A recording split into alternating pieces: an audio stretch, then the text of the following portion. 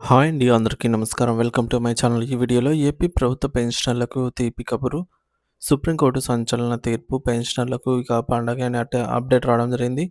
మరి దీనికి సంబంధించిన పూర్తి వివరాలు ఈ వీడియోలో తెలుసుకుందాము. వీడియోని అయితే ఎక్కడ కానీ స్కిప్ చేయకుండా ఎండ్ వరకు చూసేయండి. అప్పుడే ఇన్ఫర్మేషన్ పూర్తిగా అర్థమవుతుంది. అలాగే వీడియో చూస్తున్న ప్రతి ఒక్కరు వీడియోకి లైక్ చేయండి ఫ్రెండ్స్. ఈ వీడియోని తోటి పెన్షనర్ మిత్రులతో అయితే షేర్ చేయండి.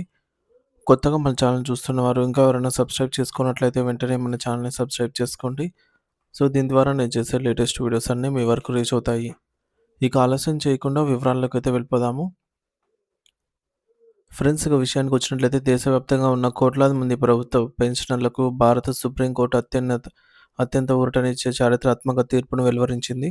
ఈ నిర్ణయం పెన్షనర్ల జీవితాల్లో కొత్త వెలుగు నింపడమే కాకుండా దశాబ్దాలుగా వారిపై పడుతున్న ఆర్థిక భారాన్ని గణనీయంగా అయితే తగ్గించనుంది. ముఖ్యంగా పెన్షన్ కంప్యూటేషన్ రికవరీ కాలపరిమితి విషయంలో జస్టిస్ ఖన్నా అలాగే మరియు జస్టిస్ దీపాంకర్ దత్తాలతో కూడినటువంటి ధర్మాసనం కీలక ఆదేశాలు జారీ చేసింది. ఇప్పటివరకు అమల్లో ఉన్న 15 సంవత్సరాల అంటే 180 నెలల రికవరీ కాలాన్ని 10 సంవత్సరాల 8 నెలలు అంటే 128 నెలలకు తగ్గిస్తూ తీర్పునిచ్చింది. అసలు ఈ పెన్షన్ కంప్యూటేషన్ అంటే ఏమిటి? ఒక ఉద్యోగి పదవి విరమణ చేసే సమయంలో భవిష్యత్తులో తమకు వచ్చే పెన్షన్‌లో కొంత భాగాన్ని గరిష్టంగా 40% వరకు ముందుగానే ప్రభుత్వానికి అప్పజెప్పి దానికి ఒక ప్రతిఫలంగా ఒకేసారి పెద్ద మొత్తంలో నగదు అంటే లంప్ సమ్ అమౌంట్‌ను తీసుకుంటారు. దీనినే కమ్యుటేషన్ అంటారు. సాధారణంగా పిల్లల పెళ్ళిళ్ళు, ఇల్లు కట్టుకోవడం లేదా వైద్య అవసరాల కోసం రిటైర్డ్ ఉద్యోగులు ఈ ఆప్షన్‌ని ఎంచుకుంటారు. అయితే ప్రభుత్వం ఇలా ముందుగా ఇచ్చిన డబ్బును వడ్డీతో సహా తిరిగి వసూలు చేయడానికి ఆ ఉద్యోగి నెలవారీ పెన్షన్‌లో కోత విధిస్తుందన్నమాట. ఎంతైతే కంప్లీట్ చేస్తుంటారో ఆ అమౌంట్. పాత నిబంధనల ప్రకారంగా కోత 15 ఏళ్ల పాటు కొనసాగేది. కానీ ఇక్కడే అసలు సమస్య ఉంది. ఈ 15 ఏళ్ల కాలపరిమితిని నిర్ణయించినప్పుడు వడ్డీ రేటు సుమారు 12% ఉండేదని, కానీ ప్రస్తుతం 7-8% మధ్యలో ఉండిపోయాయని వడ్డీ శాతాలు ఉన్నాయని పిటిషనర్లు కోర్టు దృష్టికి తెచ్చారు.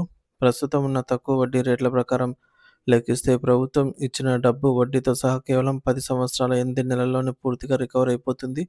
కానీ ప్రభుత్వం మాత్రం పాత పద్ధతిలోనే ఇంకా 15 ఏళ్ల వరకు వసూలు చేస్తూనే ఉంది. దీనివల్ల దాదాపు 4 సంవత్సరాల 4 నెలల పాటుగా పెన్షనర్లు అనవసరంగా తమ పెన్షన్‌లో కోతను భరిస్తూ లక్షల రూపాయల నష్టాన్ని చవిచూస్తున్నారు. శ్రీ జిందాల్ అనే రిటైర్డ్ ఉద్యోగి చేసిన ఈ న్యాయ పోరాటం ఫలించింది. ఇప్పుడు సుప్రీంకోర్టు పెన్షనర్ల పక్షాన నిలిచింది. 128 నెలల తర్వాత ఒక్క రూపాయి కూడా రికవరీ చేయడానికి వీల్లేదని, వెంటనే ఫుల్ పేమెంట్ పునరుద్ధరించాలని స్పష్టం చేసింది. సో, దీనివల్ల ప్రతి పెన్షనర్‌కు హోదాను బట్టి లక్షల రూపాయలు ఆదా అవుతుంది. ఇది కేంద్ర ప్రభుత్వ ఉద్యోగి వేసిన కేసు అయినప్పటికీ న్యాయ సూత్రం ప్రకారం ఈ తీర్పు దేశవ్యాప్తంగా ఉన్న అన్ని రాష్ట్రాల మరియు పెన్షనర్లకు అంటే ఆంధ్రప్రదేశ్ మరియు తెలంగాణ రాష్ట్రాల వారికి కూడా వర్తిస్తుంది.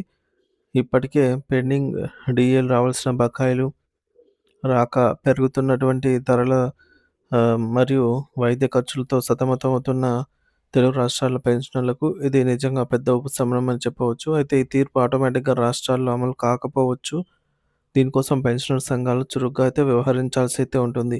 సుప్రీంకోర్టు తీర్పు కాపీని జతచేస్తూ రాష్ట్ర ప్రభుత్వాలకు వినతి పత్రాలు సమర్పించాలి. ప్రభుత్వం స్పందించకపోతే ఇదే తీర్పును ఆధారంగా చేసుకొని హైకోర్టులను ఆశ్రయించి మన రాష్ట్రాల్లో కూడా దీనిని అమలు చేసేలా ఒత్తిడి తేవాలి.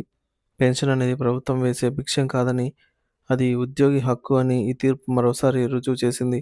వృద్ధాప్యంలో గౌరవప్రదమైన జీవితం గడపడానికి ఈ తీర్పు ఒక ఆయుధం లాంటిది. కాబట్టి పెన్షనర్లు ఈ విషయంపై పూర్తి అవగాహన పెంచుకొని తమ హక్కుల సాధన కోసం సంఘటితం కావాల్సిన అవసరం ఎంతైనా ఉంది.